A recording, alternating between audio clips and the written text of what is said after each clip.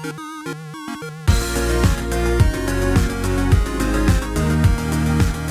everyone, welcome back to another Anime Kingdom reviews. See by title below, this is on episode 8 of Shuumatsu no Izetta, and I gotta say, I'm not saying the other episodes were bad. I still have been enjoying a lot of the episodes, but it's nothing amazing for the past previous episodes. It's kind of like here and there's some pretty interesting and cool parts.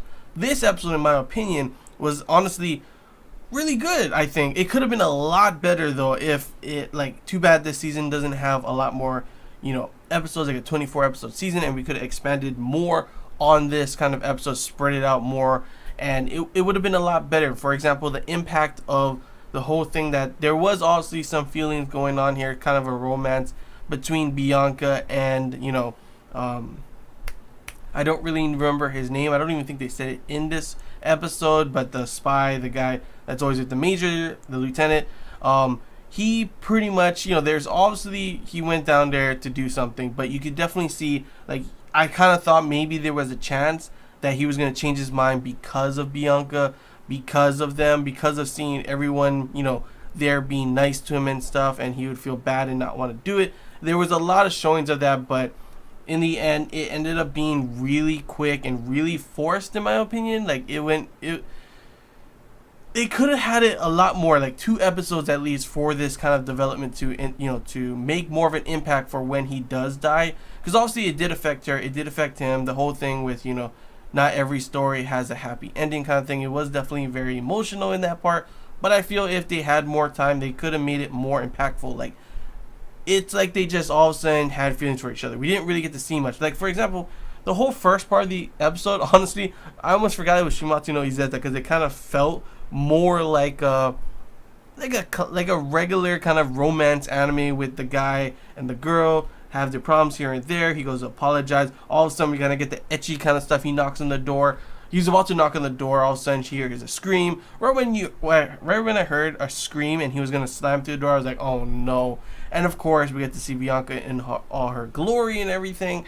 And of course, he's all blushing, and there, he even has that moment where he didn't get to apologize, not for that part obviously, but for the whole telling, obviously, the story of the White Witch. That was another big thing in this episode I did enjoy, was learning more about the White Witch, learning more about a true realistic kind of ending that I guess I'm not too sure if that happened for sure, but an ending that happened that pretty much, it's not like the fairy tale. It's not all happy and good. It's more of a sad ending on what happened. So not too sure fully on which story is correct. Obviously, it is true that a lot of fairy tales, it's pretty much they derive from a story that obviously didn't have as good of an ending, and someone changes it, and thus creating a fairy tale with a nice happy ending kind of thing, But overall, that whole part, honestly, it was pretty damn interesting. I did enjoy seeing the whole dynamic of Bianca having more of an importance role there,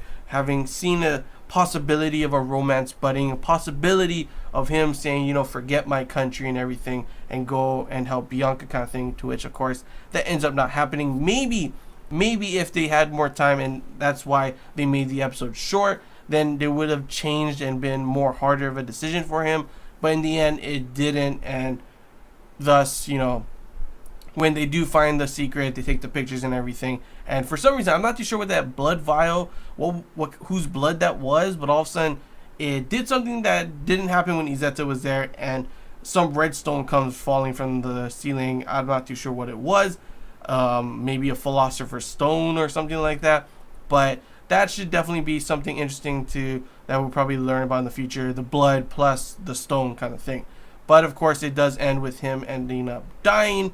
And of course, it looks like at first the spies lost, the other guy gets shot, but then of course it just so happens that farmer guy was actually a spy too. They didn't even know, and he picks it up, and looks like, yes, Izetta's secret's gonna be out now that they know where she can use her powers and where she cannot.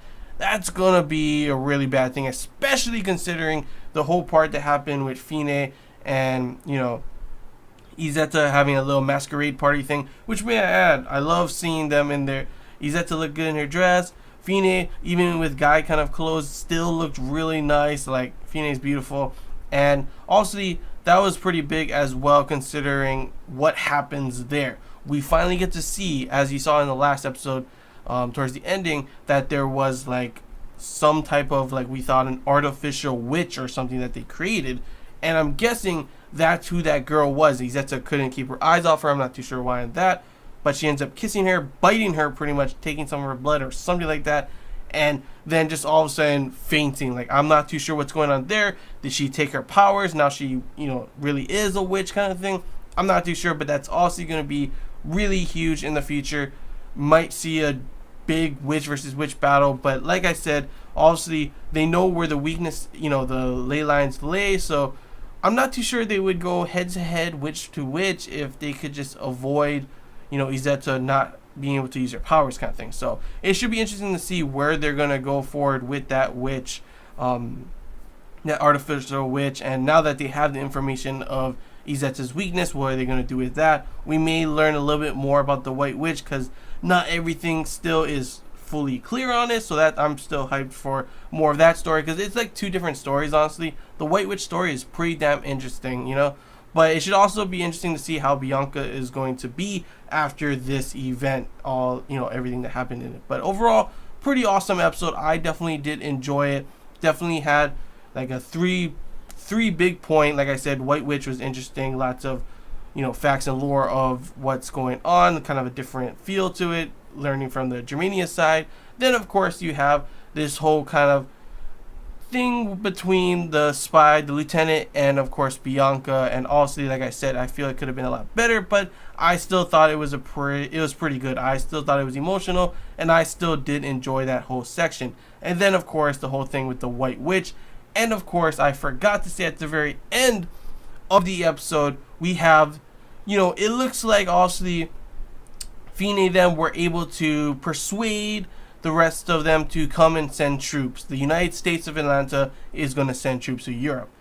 But in the end, when he's typing it out and everything, it turns out he's going to send troops to Europe, but he's not planning just to stop the Germanian Empire. He feels that obviously the White Witch is a danger as well, and it looks like they're going to attack them as well. So that will, I'm not too sure like how big of an impact we'll see the United States Army come into this, but it should definitely be pretty interesting, and I'm definitely excited to see where the next few episodes are going to be going from here on out, considering, like I said, the last episodes before this, they were good, but here and there it was like, that was pretty interesting, that was pretty cool, but nothing like amazing. This episode, I felt maybe the start of it becoming a lot better, and hopefully it does continue this trend, because I really did enjoy this episode. But yeah, that's all I got to say, guys. So if you enjoyed this Anime Kingdom review, if you have any questions, feel free to comment below. If anything I missed and you want to talk about, comment below as well. And if you did enjoy, don't forget to leave a like. If you haven't already, feel free to subscribe for more content. And